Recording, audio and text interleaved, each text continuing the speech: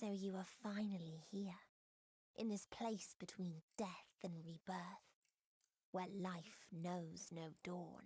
Final Fantasy XIV is, in my opinion, one of the greatest stories in media ever told. The sheer dedication and love for the game is felt in every single aspect, and the complete story of the Hydaelyn vs. Zodiark arc is a story filled with twists and turns that has had me invested in the lore and world of Final Fantasy XIV for the last 9 years, since its remake in 2013 as Final Fantasy XIV, A Realm Reborn. 4 expansions later, and hours upon hours of story being added, it's only natural that people will latch on to certain stories more than others. I might enjoy the more grounded stories of the Warrior of Light dealing with random mooks who decided to set up shop in some cavern. Others might prefer the more out there stories, or maybe the side stories, or maybe the comedy stories. Final Fantasy XIV really has something for everyone out there, be they hardcore raider or casual player. However, like with every piece of popular media, it attracts people of all varieties, and with how cryptically the game likes to portray stuff in the English localization, it is absolutely normal for some stuff to be going over the heads of people. But nothing has quite gone over the heads of a specific subset of people as the history of the planet itself. What should have been a morally gray backstory and history that made you realize just why the villains were doing what they were doing, ultimately led to what I would argue is one of the most missed points of the entire game. Some people have reacted to this backstory with the idea that the developers are actively going out of their way to spin the story in favor of the villain, coming up with their own headcanons and ultimately not understanding the nuances of any of the characters involved. If you think I'm being cryptic, well, that's because to really understand what I mean, we're gonna have to delve into the specifics. So, a quick spoiler warning for the full current story of Final Fantasy XIV. If you're at all interested in playing the game, I highly recommend you don't watch this if you haven't played the game yet. But if you have or don't really care, respect that. You're a rebel. Approximately 12,000 years ago, humanity lived on the planet they named Etheris. Humanity had full control over what they dubbed creation magic, the power to transform ether into whatever shape they could come up with, from giant buildings that touched the night sky to the animals that roamed the lands. Out of the entire star, one city, Amarot, and its citizens were dedicated to the perfection of the planet itself, dedicating their existence and their powers to making sure they leave the planet a little bit better than it was when they arrived. Often letting their physical bodies dissipate and returning to the underworld where they would eventually be reincarnated to once again roam the planet and help in its perfection.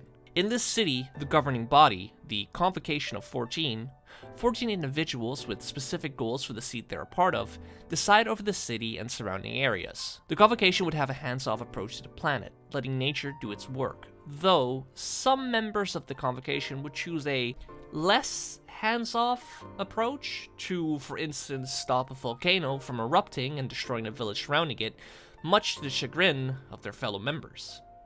One day, however, word would reach Amarot that all along the world, creation magic had run rampant due to a keening sound from the very planet. And it wasn't until the so-called final days had reached their doorstep that the Convocation decided to take action. With 90% of the planet already destroyed and killed by the rampant creation magic, the Convocation of 14 started working on a way to stop the imminent destruction of mankind.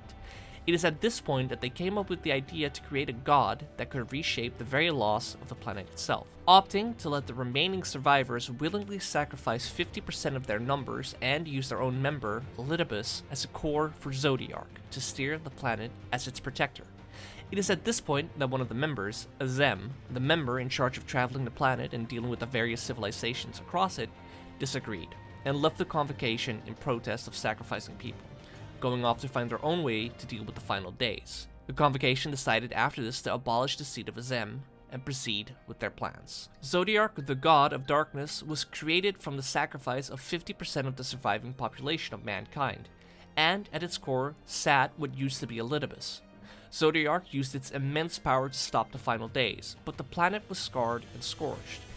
And thus, it was decided by the now Convocation of 13 to sacrifice another half of the population to return the star to its former glory.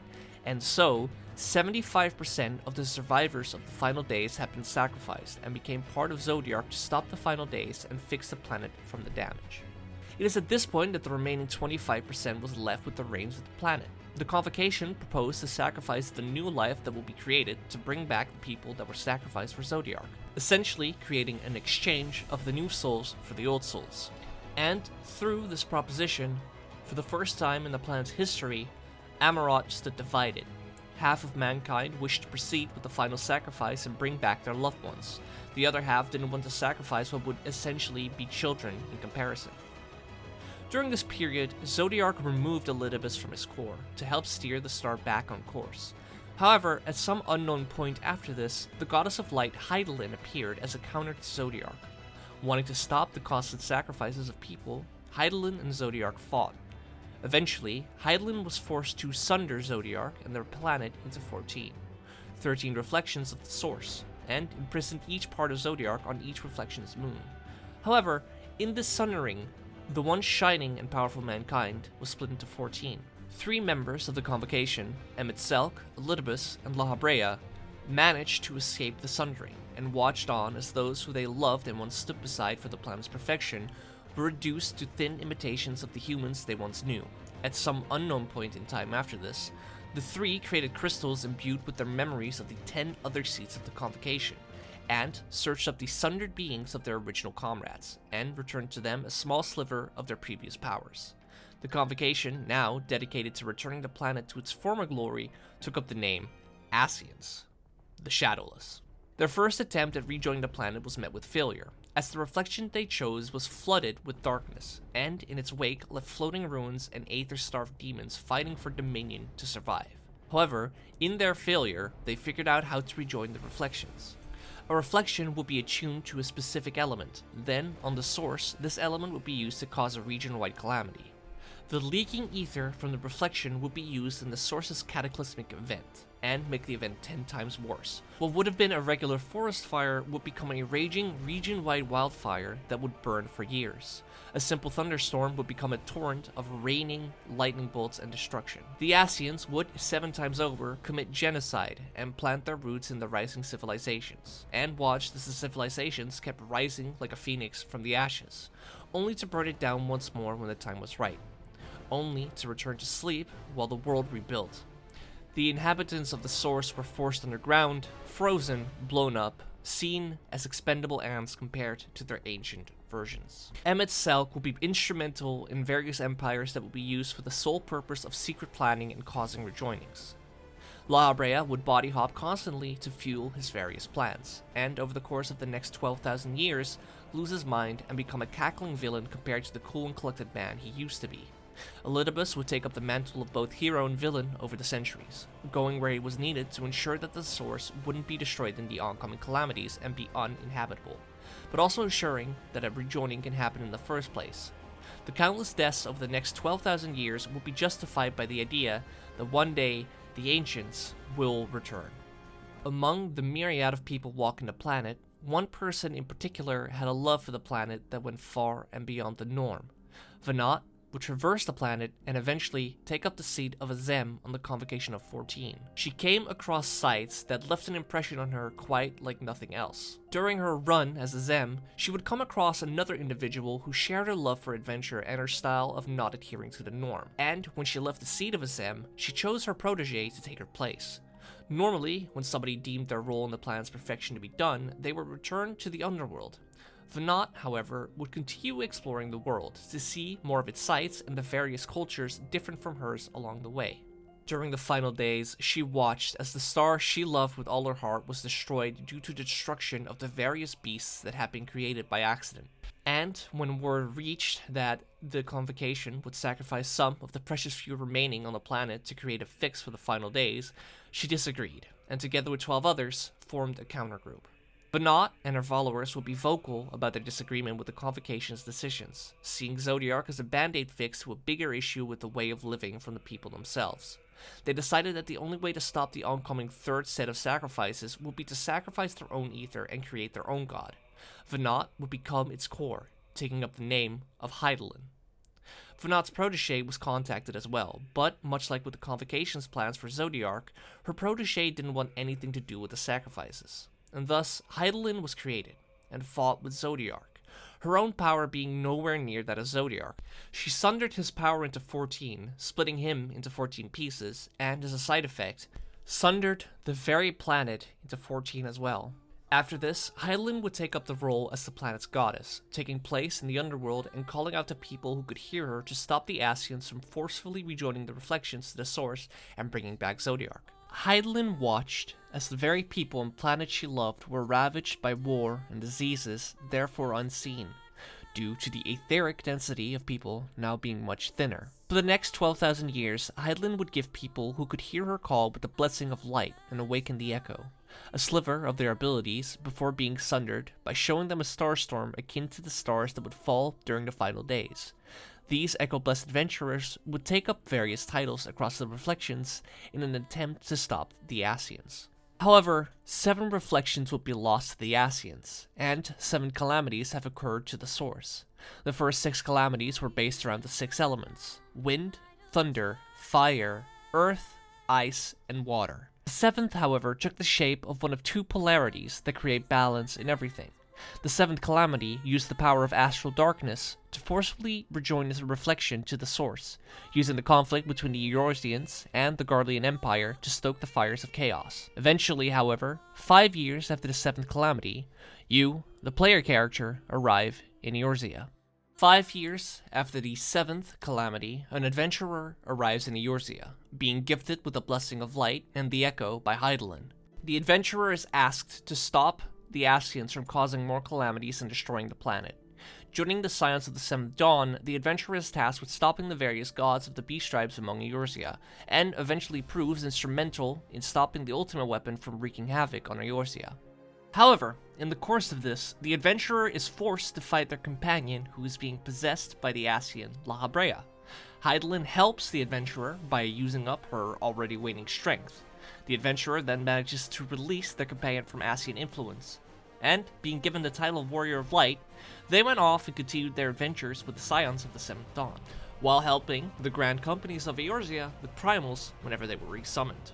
The Scions of the Seventh Dawn are betrayed and accused by the Syndicate of the conspiracy to kill the Sultana of Ul'dah. The Scions are forced to run from Ul'dah, and in the chase between the Syndicate and the Scions, each of the Scions sacrifices themselves, leaving the Warrior of Light and 2 of their companions to seek refuge in the frozen tundra of Coerthas and its city-state Ishgard. And in the search for redemption and their friends, they get tangled in the Dragon Song War. Stopping the 1,000-year-long war between Ishgard and the dragons, and in the process finding their friends, Elidibus sends his own Warriors of Darkness to the source, tasked with causing the 8th calamity. They would eventually reveal to be from the first reflection, and they were the heroes of their world. However, they were the reason for the world's destruction, causing a flood of light akin to the flood of dark on the 13th, and they needed to kill the Warrior of Light to save their world. It's during this time that Hydaelyn reveals, after a long bout of silence due to her lack of strength, that she sundered Zodiark and the planet to stop him, and the Ascians from gaining more and more power. One of the Scions of the Seventh Dawn goes undercover and acts as a companion to Elidibus to secretly help Hydaelyn and the Warriors of Darkness, returning a spark of power to Hydaelyn via the combined crystals of light from the Warriors of Darkness and the Warrior of Light. Hydaelyn sends out her emissary, Minfilia, ex-leader of the Scions of the Seventh Dawn, to stop the flood of light on the first, and sends the Warriors of Darkness back alongside her.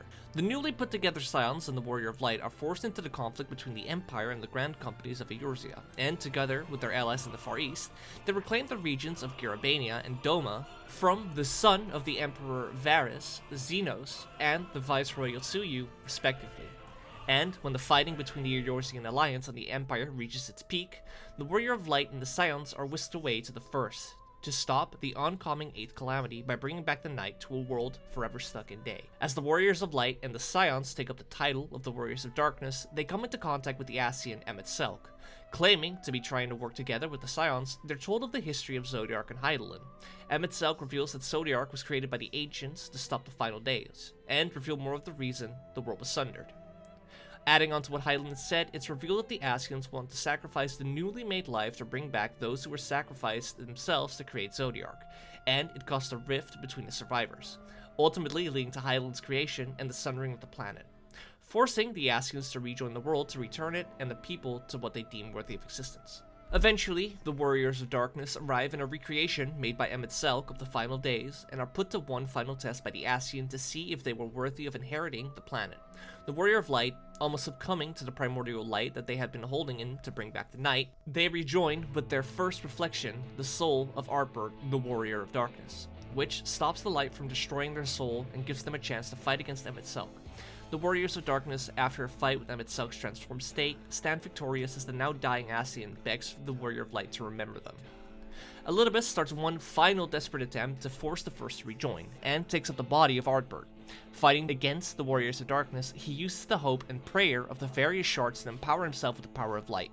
Meanwhile, the Warrior of Light comes into contact with a shade of the ancient Hydaelyn, a friend of Emet-Selch and the ancient that the Warrior of Light was 12,000 years ago, and is granted the Memory Stone of Azem, a special crystal that created by Emet-Selch that is imbued with the magic of his close friend and holder of the Seed of Azem, the Warrior of Light as an ancient.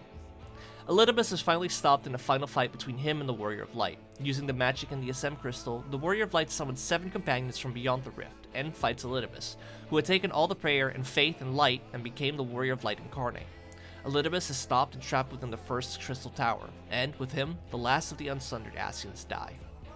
With the first saved, the Warrior of Light and Silence return to the source, where they're immediately thrown into the plans of another Ascian. Fandaniel is planning to restart the Final Days to destroy the world and all who live upon it alongside the newly revived Xenos, who wants nothing more than a rematch against the Warrior of Light. And thus, the Warrior of Light and their companions fight back against the would-be Final Days. Arriving on the moon, the Warrior of Light is introduced to the Watcher, another shade of an ancient who lives on the moon to watch over the prison of Zodiark. Fandaniel breaks the seals on the prison and takes over the now empty shell of Zodiark. The Warrior of Light summons their companions via the Azem crystal once more and destroys the incarnation of darkness and Fandaniel alongside it. Immediately after, however, the ethereal veil that Zodiark placed over the planet to stop the Final Days disappeared, and the Final Days start once more. And after returning to the planet and helping the people of the Near Eastern Thavnir, the Warrior of Light travels back to the First to try and contact Elidibus, who sends the Warrior of Light to the past, and they arrive in the world Unsundered, the research facility, Elpis. The Warrior of Light is recognized by the past versions of Hydaelyn and Emet-Selch as Azem, or at least they're familiar, and is taken along their tour of Elpis, meeting with Hermes, who is being given the chance at the seat of Fandaniel. Here the Warrior of Light meets Hermes' creation, a being capable of manipulating and reading emotions, Medion, one of many starbirds that travel the universe in search of the meaning of life on Hermes' request. The Warrior of Light and the Ancient spend some time exploring the facilities, while Emet-Selch tries to convince the hesitant Hermes to join the convocation. They eventually meet up with Venat, who immediately recognizes the Warrior of Light possessing her traveling warp magic, meant to stop etheric corruption, the blessing of light that the adventurer received at the start of their journey. Eventually, the Warrior of Light reveals the truth about the future to Emet-Selch, Hydaelyn, and Venat. Emet-Selch immediately laments that while it sounds exactly like something he would do, he refuses to believe what we say. Venat, on the other hand, is more keen to figure out what exactly causes the Final Days. Medion's sister sent a message which shocks Medion, and after trying to chase her around the facility, and after forcing the bird girl to reveal what her sister sent her, Medion reveals that all through the universe was only death and destruction, and there is nothing but despair. Emet-Selch wants the bird to be unmade before she could do anything that could harm the facility. She and Hermes escape to another facility on the island. There, the Warrior of Light, Emet-Selch, Hydaelyn, and Venat team up to stop Hermes, and have Medion be unmade. But after the fight, Hermes uses a device to make everybody forget the events, and give Medion time to escape and put a time limit on the Ancients to figure out how to deal with despair. Venat puts a tracker on the starbird who is capable of leaving the planet's atmosphere due to her ability to thin her ether at will, and takes the Warrior of Light to escape the facility after Emet-Selch and Hydaelyn give them the chance while distracting Hermes. Venat and the Warrior of Light reconvene on the island itself, and Venat tells the Warrior of Light that they both now have parts to play, and she has to start preparing for what is to come. Over the years that followed, it is now revealed that the Final Days were actually the direct emotional manipulation of Medion. Singing a song of oblivion from beyond the stars, she sends waves of dynamis, a force of nature that uses emotions itself, to force the Ancients to succumb to despair, attempting to save the Ancients from their crash course to death like all of the other societies she saw along the way. The Warrior of Light is sent back to the future and tells the Scions of what happened in their trip to the past. and thus the Warrior of Light and the Scions plan to travel to the very depths of the planet to meet up with Hydaelyn. And there, at the heart of the Ethereal Sea, do the Scions and the Warrior of Light meet with the incarnation of light, Hydaelyn, who reveals that she never took pleasure in bringing disease and destruction to the planet she loved with all her heart, but that it was a necessary decision in stopping Medion and putting a true end to the final days. She asks the Warrior of Light and the Scions to take up their arms against her and prove to her that they are capable of stopping Medion. And so, the Warrior of Light and their companions prove their might and are able to send off Venat, who had burned up her soul to become Hydaelyn. She grants the Warrior of Light the power of stasis and life itself and imbues it as a one-time use magic in case they need it, and grants them the Mother Crystal as fuel to use to travel to the edge of creation, and alongside that, the tracker to find Medion. Venat shares a tearful goodbye as her soul is dissipated. The Warrior of Light and their companions travel to the edge of creation, where the Medions have been collecting the souls of those who have died to their various final days across the stars. The Scions sacrifice themselves one by one to allow further progress into Medion's domain, until only the Warrior of Light stands. There, the Warrior of Light uses Hydaelyn's gift to bring back the souls of Emet-Selch and Hythlodaeus from the Ethereal Sea, effectively giving them new life. They use their creation magic to turn Medion's domain into a tangible area, and so the Warrior of Light is able to use the Gazem Crystal and the last of Hydaelyn's magic to return the Scions from their sacrifices and finally put an end to Medion's plan. The Warrior of Light fought through recreations of the final days of various stars the Medions met along the way, and at the heart of despair itself, they're left alone to fight against despair made manifest. The Warrior of Light forcefully sends the Scions back to the ship via a group teleporter to send them to safety. The Warrior of Light stands alone against despair, but, in a strange twist, Xenos, taking up the form of Shinryu and using the last of the Mother Crystal's ether, comes to the aid of the Warrior of Light. Together, they chase the Endsinger across creation, where the Warrior of Light and 7 companions summoned via the Azem Stone once more fight against despair itself. The Warrior of Light and their companions stop the Endsinger, and in turn show the Medion remaining the beauty and hope from their journey. The Medion relinquishes the soul she's collected over the centuries and lets hope run through the universe once more. She attempts to help the Warrior of Light reconvene with their friends, but Xenos and the Warrior of Light stay behind in the Dynamis Abyss. With the rising sun in their back, the two fight once more. Both are pushed to the brink, but the Warrior of Light comes out victorious. Xenos dies, fulfilled, and the Warrior of Light is rescued by the teleporter they threw away, and, on the ship itself, are healed by the Scions of the Seventh Dawn. The final day stopped, the Warrior of Light and their friends the Scions return to the planet. No longer tied back because of an ancient history between hope and despair, between light and darkness, they look on into the distance as they arrive back to the surface, greeted by their many friends and loved ones. So that's a lot, right? But that is essentially the story to Final Fantasy XIV, though, that's gonna keep being updated, Obviously, I'm missing out a lot of context because we'd be here for another 2 hours if I sat down and explained every single thing, but I've given you the gist of both parties at play. Now, the problem that arose from this stems from Emet-Selch and the story in Shadowbringers. See, from the get-go, people were kind of iffy on Hydaelyn. Going back 9 years ago will show people throwing questions about the goddess and not without reason.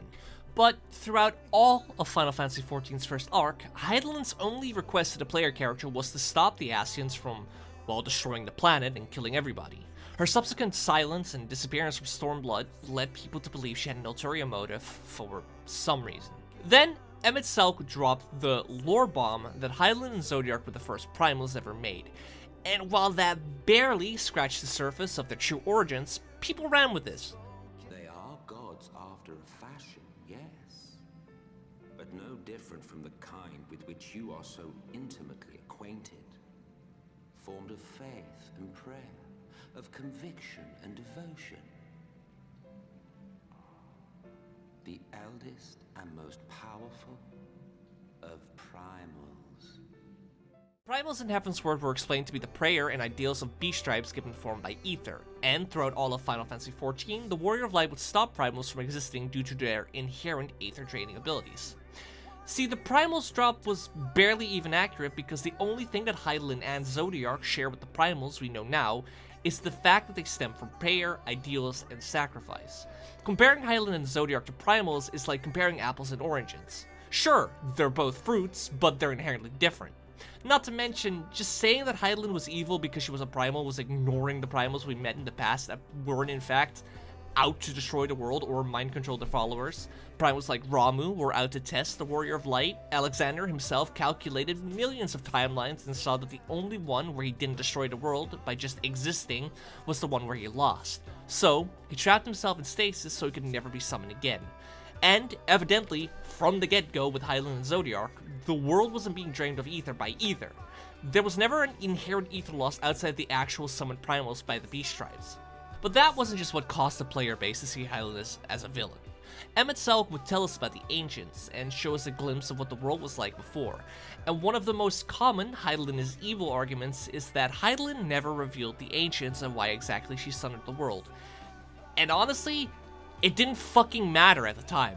We didn't need to know about the Ancients. We didn't need to know about the final days. Hydaelyn in patch 3.2 tells us why she sundered the world, saying that Zodiark and his followers wanted more power and she sundered Zodiark to stop them.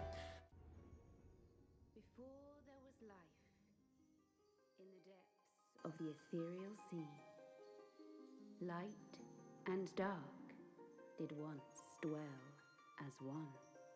But the darkness coveted power, and the balance was broken. Thus was I forced to banish him unto the distant heavens, to forever remain apart, a moon bound. In sundering the star did we cry out, and the barriers twixt planes chanced to falter. Across 10 and 3 were we then divided, reflections of the source, each possessed of a shard. Zodiark longeth to be made whole. For his restoration, for his resurrection, his servants labor without cease. They seek to tear down the barriers which surround the source. Thus do they rejoice in their ardor, in your calamities, for each marks a rejoining. 7 times have they succeeded. 7 times hath the darkness grown stronger. 7 times have I failed. The only thing she forgot to mention was the fact she did this because it was the only option to stop the final days permanently. The Ancients and their civilization wasn't relevant to us at the time, as we were too busy with Elidibus trying to kill us to cause the 8th calamity and needed to know where the hell the Warriors of Darkness actually came from. And then, of course, my personal favorite argument, Azem themselves. I've seen some interesting takes about Azem and their relation to the Convocation and how they would impact the Warrior of Light. Now the game makes it abundantly clear, ironically, in the expansion that introduced this entire headcanon, that the only thing a soul shares across reincarnations is a color that some people, like Emet can identify, or in the case of the Warrior Light and Azem, both that and their love for adventuring. Some people choose to believe that the Warrior of Light would have sided with the Ascians, when 12 out of the 13 Ascians don't really care about the Warrior of Light or their friends. La Habrea and Elidibus consistently try to kill the Warrior of Light just for standing in their way, and really couldn't care less about who the Warrior of Light was 12,000 years ago. So, claiming that upon learning the truth they would suddenly view La Habrea or Elidibus as friends is far-fetched beyond belief, no matter what certain fan comics will tell you. Now, I could pick apart every argument and be here for the next 5 years, but let's deep dive into the mindset of Venat and why she did what she did. Because according to people, and according to the official forums, she took some weird sick pleasure in sundering the world, while the game and the writers literally scream at you that she didn't. Endwalker finally fully explains why Venat caused the Sundering in the first place. We're introduced in the past to Medion, and learn that her ability to literally bend emotions to her will is what is the true originator for the final days. Not the planet suddenly crying out against its inhabitants, as some handsome speculators might have said back in the days before Endwalker. The Medion's ultimate lesson in the question of what is the reason for living was that death was the only normal outcome in a cycle of despair. So, in that answer, they found that permanent death was the best solution. In some weird, horribly mistaken way, Medion's ultimate kindness to the universe was an eternal slumber, and in that answer, she realized that the ancients were quickly on a crash course with the same despair that all the other civilizations in the universe were on. In their pursuit of the planet's perfection, the ancients would eventually also just face pure despair when they reached the perfection of the star. So, Medion wanted to cut out the middleman, offer an escape from the pursuit of perfection and let the ancients rest. And in the idea that the ancients were ultimately going to end up as the other civilizations across the stars, Venat agreed. She saw firsthand that the response to anything that didn't fit the worldview of the Amaradians was to ignore it and pretend it didn't exist. In the pursuit of cutting out despair and loss, the ancients would destroy themselves and find no joy in anything. Venat and Medion were ultimately proven right in that ideology when the ancients, when faced with actual despair they couldn't just ignore or wish away, was to make a giant blood god out of the remaining population to, well, wish away the despair.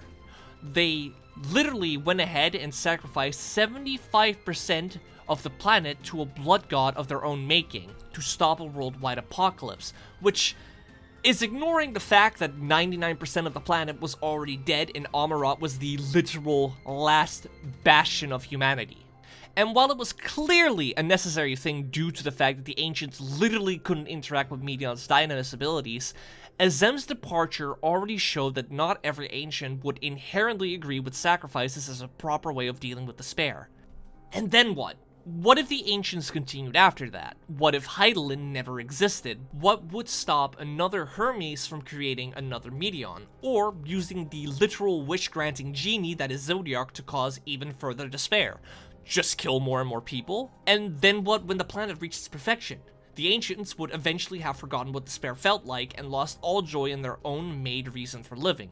Eventually, they would have used Zodiark as a mass suicide button when they felt no reason to continue on living. Elidibus as Zodiark would be left as the last surviving ancient on a paradise without inhabitant. And that's where the Sundering became a necessity.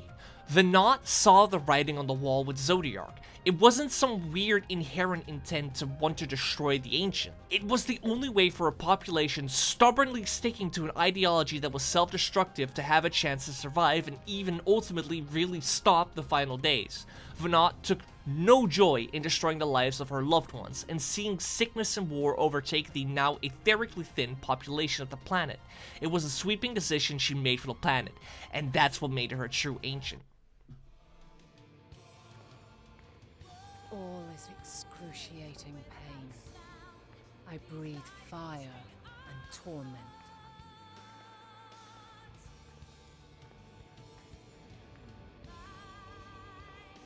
I birth a world of suffering to mire and plague.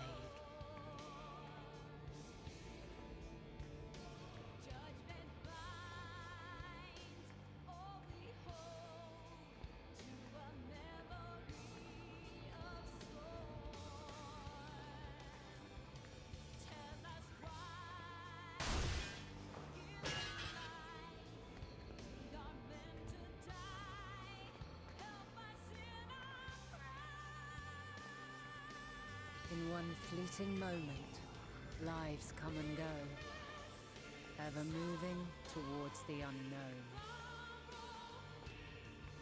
And in that fleeting moment, they cry for the answer to the question.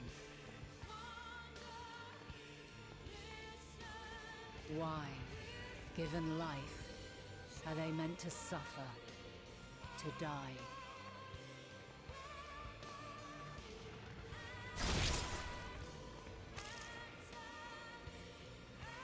As fragmented, imperfect beings, yours is a never-ending quest.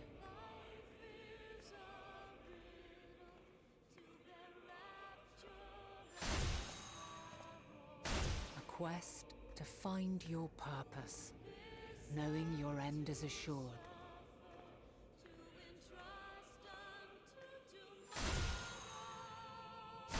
To find the strength to continue, when all strength has left you.